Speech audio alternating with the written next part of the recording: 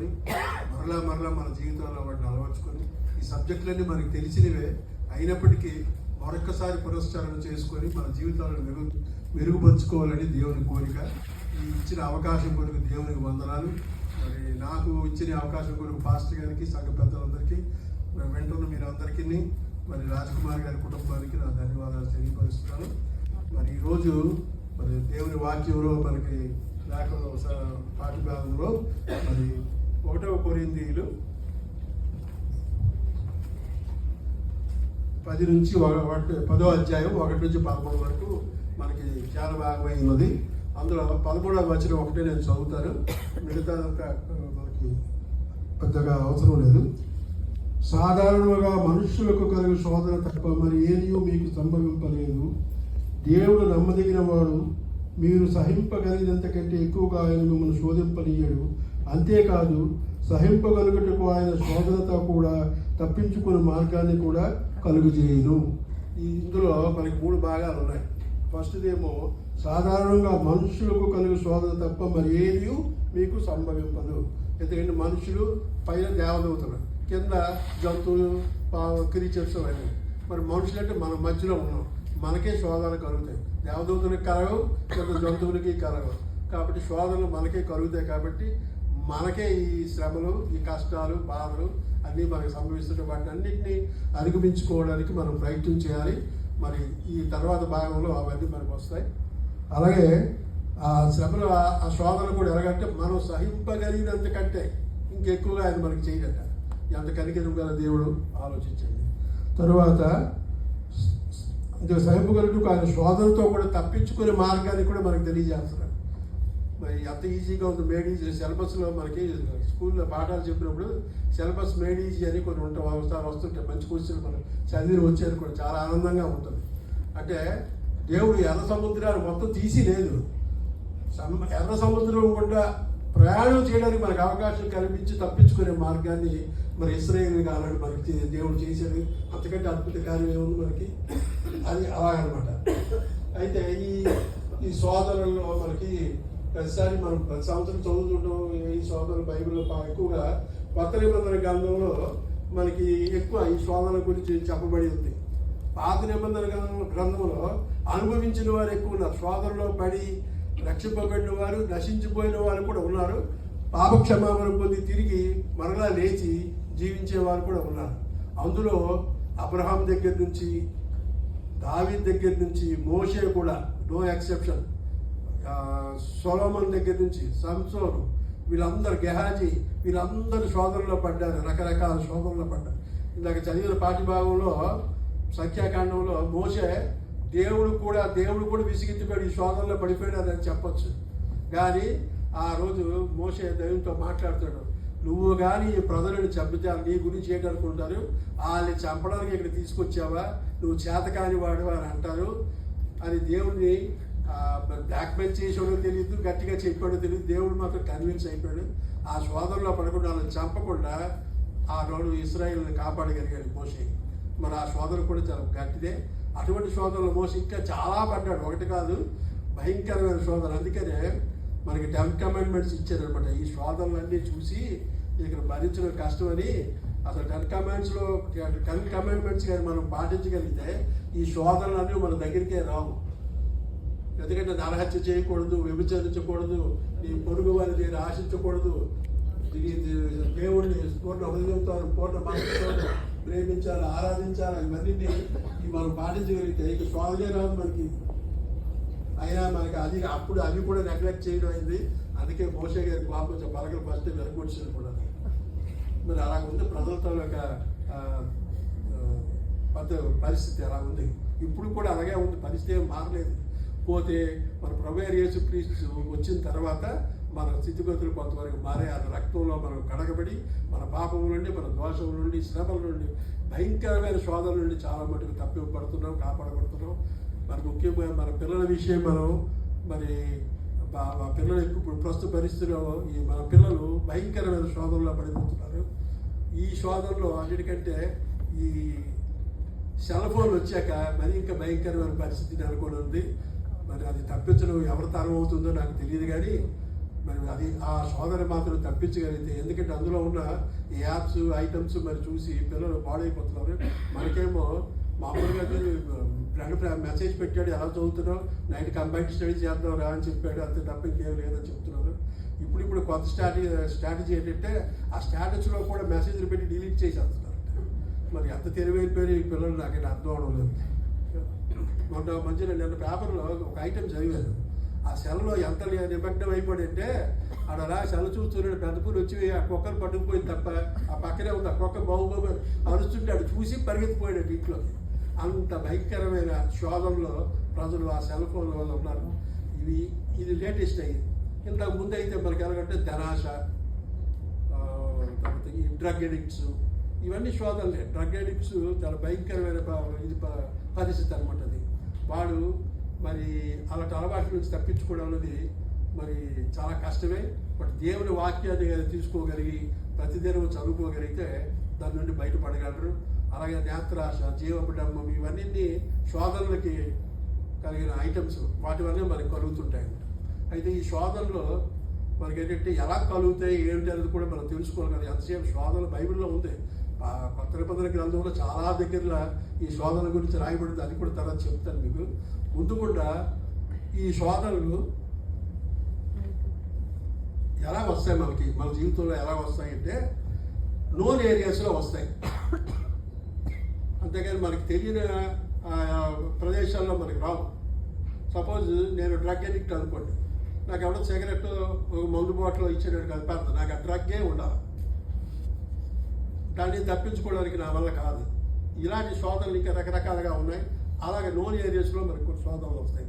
తర్వాత అన్ఎస్కేపబుల్ పరిస్థితుల్లో మనకు కొన్ని శోధనలు వస్తాయి. ఇంకా అది ఎస్కేప్ అని ఉండదు, క్వశ్చన్ లేదు. అంటే ఇక టీచర్లు చాలామంది ఉన్నారు. ఎగ్జామినేషన్ ఇప్పుడు మీకు తెలియదు కానీ మేము పరీక్షలు రాసినప్పుడు ఏంటంటే answer any 8 questions, 7th question is compulsory you have to answer it అన్నాడు. ఇంకా అది రాయకపోతే ఫుల్ మార్కులు మనకి రావు. చచ్చినట్టు కాపీ కొట్టడమో, అలాంటి పేపర్ చూడడమో, లేకపోతే స్లిప్ తీయడమో, ఏదో ఒకటి చేసి ఆ శోధనలో పడక తప్పదు మనకి. అంతవరకు మనకు రాలేదు క్వశ్చన్, మరి ఏం చేయమంటారు? అలాంటి అన్ఎస్కేపబుల్ పరిస్థితులు చాలా మటుకున్నాయి. అలాంటి పరిస్థితి బైబిల్లో మనకి యోసేపు గారికి సంభవించింది. అంత భయంకరమైన శోధన. అది ఎస్కేప్ అవ్వలేకపోయాడు. ఆవిడ ఎప్పటి నుంచో ప్రయత్నం చేస్తుంది. కానీ ఒకరోజు ఇంట్లో ఎవరు లేని సమయంలో ఆయన్ని టెంప్ట్ చేయడానికి ఆయన బట్ట పట్టుకొని ఆమెను అతన్ని యోసేపుని తన వలలోకి లాక్కుందామని చెప్పి ప్రయత్నం చేసింది. కానీ యోసేపు ఆ బట్టని విడిచిపెట్టి పరిగెత్తి పారిపోయాడు. ఆ విధంగా తన శోధనని తప్పించుకొని రక్షింపబడ్డాడు యోసేపు. తర్వాత ఇది అక్కడ లోన్ పీరియడ్లో వస్తుంది. మనకి తెలుసున్న పరిస్థితుల్లోనే ఇది సంభవిస్తుంది మనకి. దీనికి మరి వేరేగా ఆలోచించక్కర్లేదు. మనకి ఒకవేళ శోధన కలిగినప్పుడు మనకు ముందు కొద్దిగా అనిపిస్తుంది, ఏదో మనకేదో శోధన కలుగుతున్నట్టుందే, ఏదో చెయ్యాలి, సంథింగ్ హ్యావ్ టు డూ. అంటే దేనికంటే దేవుని వాక్యం చదివి దేవుని ప్రార్థించడానికి దేవుడు మనం ప్రిపేర్ చేస్తున్నాడు అనమాట. ఆ సమయంలో మనం ప్రార్థన చేసి దేవుని వాక్యాన్ని మనం చదువుకొని ఆ శోధనను జయించగలిగితే మనం నిజంగా అదృష్టవంతులే. తర్వాత వాక్యం పట్ల చాలామందికి అవగాహన, అంటే రోజు బైబిల్ చదవాలి, ధ్యానించాలి, ప్రార్థన చేయాలి అని చాలామందికి తెలియదు. తెలిసినా వాటిని చెయ్యం మనం. టైం లేదు, సరిపోదు మనకి.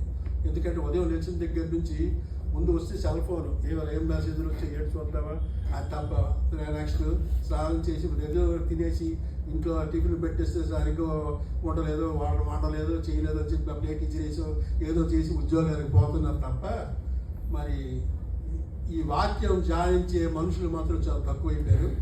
మరి వాక్యం చదవకపోతే మనకి ఉపయోగం లేదు. తెల్లవారు తెలిసిన దగ్గర నుంచి మళ్ళీ రాత్రి మనం పడుకునే వరకు వాక్యాన్ని ధ్యానించాలి, ప్రార్థన చేస్తూ ఉండాలి. వాక్యం ధ్యానించడానికి మనం పెద్దగా బైబిల్ చదివేక్కర్లేదు. ఆ 23వ కీర్తన మనం చదివితే చాలా మటుకు మనం సేవ్ అయిపోతాం. అలాగే ప్రార్థనలు కూడా పెద్ద పెద్ద ప్రార్థనలు, దీర్ఘ ప్రార్థనలు, ఏవో పెద్ద పెద్ద మీనింగ్లు ఉన్నవి అలాంటివి మనం చేసి అక్కర్లేదు. దేవుడు మీరు పరలోక ప్రార్థన చేయగలిగితే అందులో ఒక మాట ఉంటుంది, మీరు నన్ను శోధనలోనికి తేజక కీడు నుండి తప్పించుము, దుష్టు నుండి తప్పించుము అని ఉంటుంది చూడండి. అది ఆ ప్రార్థన చాలు మన శోధన నుండి కాపాడడానికి. అలాగే మన ఇంటి నుండి బయలుదేరుతున్నప్పుడు ప్రార్థన చేసుకోలేనప్పుడు మన గుమ్మం బయలుదేరే ముందు గుమ్మం ముందు నిల్చొని ప్రార్థన చేయాలట. దేవా, ఈ రోజు నన్ను కాపాడు, ఇటు శోధనలో పడకుండా, ప్రమాదాల్లో పడకుండా, నన్ను ఇబ్బందుల్లో పడకుండా నన్ను కాపాడుతండి, క్షేమంగా నా గృహానికి చేర్చుతండి అని ప్రార్థన చేయాలట. అలాగే కిచెన్లో మన ప్యాంట్రీ ఉంటుంది కదా, కిచెన్ ప్యాంట్రీ ఉన్న స్థలంలో కూడా ప్రార్థన చేయాలట.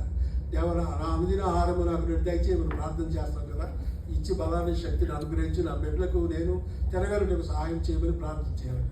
తర్వాత రాత్రి పడుకోక ముందు మన బెడ్రూమ్లో దేవుని కొరకు ప్రార్థన చేయాలి. మన సంసారాలు, మన బిడ్డలు బాగుండాలని, వారి జీవితాలు మెరుగుపడాలని, ఎట్టి శోధనలోనే కానీ మన బిడ్డలు కానీ మనం కానీ పడిపోకుండా దేవుని యందు భయభక్తులు కలిగి ఉండే జీవితంలో మనం జీవించాలని, ఈ చక్కటి రాత్రి మమ్మల్ని కాపాడమని మనం దేవుని వేడుకొని ప్రార్థించాలి. అది ఆ విధంగా మనం ప్రార్థన చేయాలని చెప్తాడు. అయితే యేసు ప్రభు ఈ విషయంలో మరొక మాట చెప్తారు. ఆయన 3 సార్లు శోధనలు ఎదుర్కొన్నాడు. ఆ 3 సార్లు ఆయన వాక్యానుసారంగానే ఆ శోధన ఎదుర్కొన్నాడు. అది మీ అందరికి తెలుసు, మనం చెప్పమంటే నేను చెప్తాను, కానీ అవసరం లేదు. 3 సార్లు వాక్యమే, 3 సార్లు వాక్యం చదివే ఆయన శోధనని ఎదుర్కొన్నాడు. తర్వాత ఇంకొకసారి యేసు ప్రభు ప్రార్థన ద్వారా శోధన ఎదుర్కొన్నాడు. గెత్సెమనే తోటలో యేసు ప్రభు ప్రార్థన చేయడానికి వెళ్ళాడు. పేతుర్ని, యాకోబు, యోసేపుని తీసుకుని వెళ్ళి, వారి బాబు ఇక్కడ ఉండండి, నేను చాలా వేదనతో ఉన్నాను, ప్రార్థన చేయాలి దేవునికి అని చెప్పి వెళ్ళి కొంత దూరం వెళ్ళి ఆయన ప్రార్థన చేయాలి, సాగిలపడి ప్రార్థన చేశాడు. ఏం చేశాడంటే, దేవా, నీ చిత్తమైతే ఈ గిన్నెను నా ఎదురు తొలగించమన్నాడు కదా. ఈ గిన్నెను తొలగించడం ఏంటంటే, యేసు ప్రభుకి యాక్చువల్గా అప్పటికి చనిపోవాలని లేదు, ఆ శిలువ యాగం చేయాలని లేదు. అది ఎలాగైనా సరే ఆ బాధ నుండి, అంటే మానవ శరీరం కదా, అందులో వాక్యంలో ఏంటుందంటే శరీరం బలహీనత, ఆత్మ గట్టిగా ఉంది. కానీ ఆ బలహీనతను తట్టుకోలేక దేవుడు యేసు ప్రభు దేవునికి మొరపెట్టుకున్నాడు. ఫస్ట్ టైం అదే ప్రార్థన చేశాడు, రెండోసారి 1 గంట అయింది, మళ్ళీ వచ్చాడు, మళ్ళీ అదే ప్రార్థన చేశాడు. అప్పటికే శిష్యులు నిద్రపోతున్నారు. వారు బాబు మెలకువగా ప్రార్థన చేయడం, శోధనలో పడిపోకుండా మీరు ప్రార్థన చేయండి నా కోసం అని అంటే, మరి 1, 2, 3 సార్లు దేవుడు యేసు ప్రభు 3 సార్లు ఈ శోధనలు తప్పించుకోవడానికి ప్రార్థన చేశాడు, బలపడ్డాడు. ఇంకా దేవుని చిత్తం ఆయనకి తెలిసిపోయింది, మళ్ళీ మాట్లాడడానికి లేదు. ఇంకా అందుకనే దేవుని వాక్యాన్ని అంగీకరించి శిలువుపై మన కొరకు, మన పాపముల కొరకు, మన దోషముల కొరకు మరణించాడు. ఎందుకంటే లేఖనంలో మనకి అది చెప్పబడింది. ఎందుకంటే దేవుని చిత్తం అది, దేవుని తలంపు అది, ఆయన పర్పస్. యేసు ప్రభువు ఈ లోకంలోకి రావడానికి పర్పస్ అదే, మన పాపములను, మన దోషములను, అపరాధములను క్షమించి మన కొరకు శిలువ యాగం చేయాలని అది ప్రవక్తల చేత చెప్పబడింది. ప్రవక్తలు చెప్పడం అంటే దేవుని వాక్యం అది. ఆ విధముగా మరి యేసు ప్రభువు కూడా ఇటువంటి శోధన పడి జయించాడు. కానీ ఆ ముందు ప్రవక్తలు మాత్రం ఎవరును, దావీదు కానీ ఎవరు ప్రవక్త శోధనలు జయించలేకపోయారు, అవసరపడ్డారు. దావీదు భయంకరమైన వ్యభిచారానికి సంబంధించిన పాపాలను చేశాడు, ఆ శోధనలో పడ్డాడు. కానీ ప్రాయశ్చిత్తం చేసుకోవడానికి కానీ దేవుని కనికరింపమని వేడుకున్నాడు, క్షమింపబడ్డాడు. అలాగే చాలామంది గెహాజీ ఆ లంచం తీసుకోవడానికి ఆ దురాశ చేత మరులు కలుపబడ్డాడు, ఆ డబ్బులు మళ్ళీ సంపాదించుకున్నాడు, తెచ్చాడు, శిక్ష అనుభవించాడు. ఆయనకు వచ్చిన కుష్ఠరోగం వీళ్ళకి వచ్చింది, అది సంపాదించుకున్నాడు. మరి కొత్త నిబంధనలో అయితే పేతురు కూడా అటువంటి శోధనలోనే పడ్డాడు, పిలాతు కూడా అదే అటువంటి శోధనలోనే పడ్డాడు. అయినా ఎక్కడికక్కడ అది అయిపోయింది. అదే శోధనలు ఎలా అంటే, కొన్ని శోధనలు అలా వచ్చి అలా కొన్ని పోతుంటాయి, కొన్ని శోధనలు కొంచెం గట్టిగానే ఉండి మళ్ళీ ఇబ్బంది పెడుతుంటాయి. అయితే ఈ శోధనలు ఎలా జయించడం అనేది కూడా మనం తెలుసుకోవాలి కదా. అంటే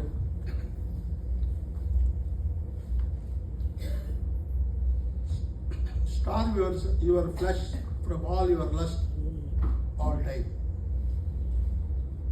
మన శరీరేచ్ఛల నుండి మనం అన్నింటిని బట్టి వాటి బారిలో పడిపోకుండా మన శరీరేచ్ఛల నుండి మనం దూరంగా ఉండి మనం జీవించాలి. అలాగే శోధనలకు దూరంగా ఉండి stay away from the temptation, శోధనలకు దూరంగా ఉండాలి. ఇది ఎలా సాధ్యమవుతుంది? శోధనలకు దూరం మన ఇష్టమైనట్టు అవి వచ్చేస్తుంటే మనకి ఆటోమేటిక్, మనం ఆపలేము కూడా. అయితే ఈ శోధనలు మనల్ని ఎలాగైనా సరే వశపరచుకోవడానికే అది వదలు. ఎందుకంటే సాతాను మనకంటే చాలా ఇష్టమైనది. మన శోధనలోకి తెచ్చడమో దాన్ని చేయం. అంచేత నువ్వు ఎస్కేప్ అవ్వలేవు. ఈ శరీరేచ్ఛలకు సంబంధించిన దానికి మా రోమ 13వ అధ్యాయంలో చక్కగా ఎక్స్ప్లెయిన్ చేయబడి ఉంది. మరి ఇంటి దగ్గర చదువుకోండి. ఎందుకంటే టైం బట్టి మనం వాక్యాలు రిఫరెన్స్ చెప్పడం లేదు. శోధనకి మనం ఏంటంటే తలుపు కానీ ఒక్కసారి తీసామా ఇంకా అయిపోయాం. అది శోధన హృదయంలోనికి మనం ఆహ్వానించి మొదటిగా మన తలంపుల్లో దూరుతుంది. చాలా బాగుంది, ఇదేదో ఐడియా చాలా చూడముచ్చటగా ఉంది, ఆనందించడానికి బాగుంది, అనుభవించడానికి బాగుంది అని అనిపిస్తుంది. తర్వాత మన ఊహల్లోకి దూరుతుంది. ఇంకా ఫ్యాంటసీ అనమాట. అనే తర్వాత ఆ ఊహలు ఉన్నప్పుడు వీరికి ఇంకా ఆ తలంపులు ఇంకా ఎక్కువ అవుతుంటాయి. ఒకటి దానికి ఒకటి మనకి ఆగం. ట్రిగరింగ్ శోధనలు. ఇంకా ఈ కార్యం ఎలాగైనా చెయ్యాలి అనే ఒక డెసిషన్కి వచ్చేస్తారు. ఇంకా అంతే ఆ ఊహల్లో పడిపోయి ఆ శోధనలో పడి పాపాన్ని చేస్తున్నాడు. అది మరి తప్పించుకోవడం ఆయన వశం కాదు. అలా చేయకుండా ఉండాలని మనకు వాక్యాన్ని బోధిస్తుంది. తర్వాత supplicate to God to give strength, wisdom and his grace. దేవునికి మనం సమర్పించుకోవాలి. అంటే గెస్సిమేన తోటలో ఇందాక చెప్పాను కదా, గెస్సిమేన తోటలో యేసుప్రభు దేవునికి సమర్పించుకున్నాడు. దేవునికే మొరపెట్టుకోవడం మొదలెట్టాడు. ఇంకెవరికి చెప్పినా అది ఉపయోగం లేదు అని అన్నిసార్లు ప్రార్థన చేశాడు. మన ప్రార్థనలో మరి దేవుని మాట నెరవేర్చింది తప్ప ఆయన మాట మరి నెరవేరలేదు. ఆ శోధన ఆ విధంగా ఎదుర్కొని దేవుని వాక్యాన్ని నెరవేర్చగలిగాడు. తర్వాత స్టిక్ అరౌండ్ గాడ్లీ పీపుల్. ఇప్పుడు మనకి చేత కాదనుకోండి, మనం ఏంటంటే దేవుని ఎంత భయభక్తులు లేని వారితో సహవాసం మనం చేసుకొని వారి ప్రార్థనలు, వారి వాక్య పరిచర్యలు వాటినన్నింటినీ మనం ఉపయోగించుకొని ఈ శోధనలో నుండి కొంచెం దూరంగా మనం ఉండడానికి ప్రయత్నం చేయొచ్చు. ఎందుకంటే వాళ్ళు మన గురించి మన సిన్సియర్గా మన గురించి ప్రార్థన చేస్తారు. తర్వాత వాక్యాన్ని మనతో హెచ్చరించారు. బైబిల్ నాలెడ్జ్ని మనలో పెడతారు, మనల్ని ప్రోత్సహిస్తారు. చెడు వాటి నుండి మనకు దూరంగా నడిపిస్తుంటారు.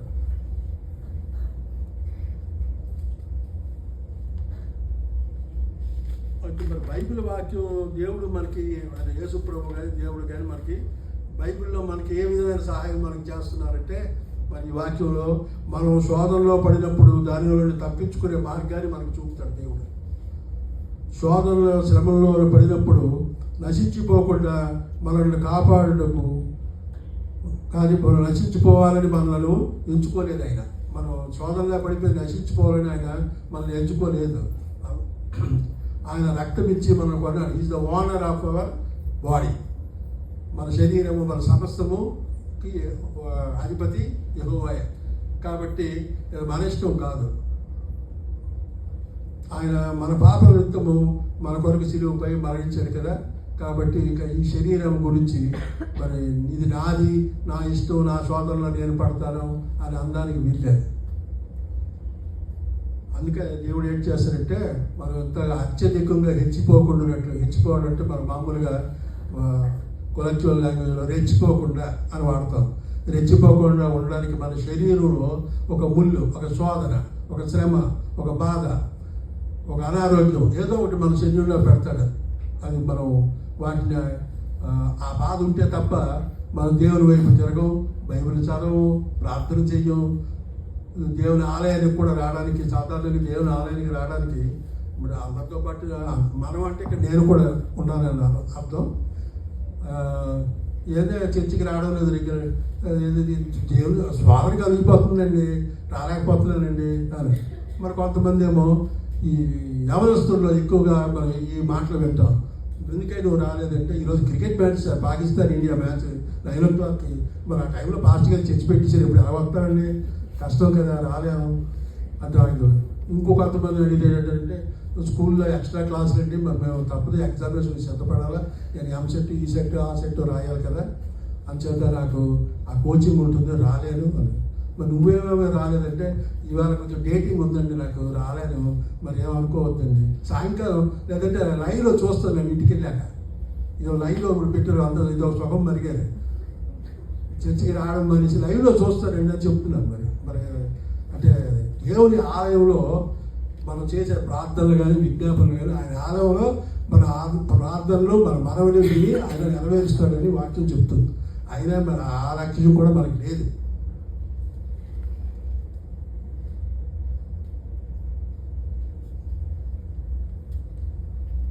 ఇంకా కొంతమంది ఏంటంటారంటే ఈ దేవుడే నాకు ఈ శోధన కల్పించేస్తున్నాడండి బాబు, చచ్చిపోతున్నాడు, ఎందుకు నాకు ఈ శోధన కల్పిస్తున్నాడో తెలియదండి, ఎప్పటి నుంచి ప్రార్థన చేస్తున్నానండి, అయినా నా సిక్నెస్ పోలేదు, నా ఆర్థిక వ్యవస్థ మెరుగుపరచబడలేదు, ఇల్లు కొనుక్కోవాలనుకుంటే అవడం లేదు, మరి మా పిల్లలు సరిగ్గా చదువుకోవడం లేదు, మా పిల్లలు మాటలు వినడం లేదు, ఇవన్నీ దేవుని శోధనలు అలాగే మాత్రం ఎప్పుడు అనుకోకూడదు.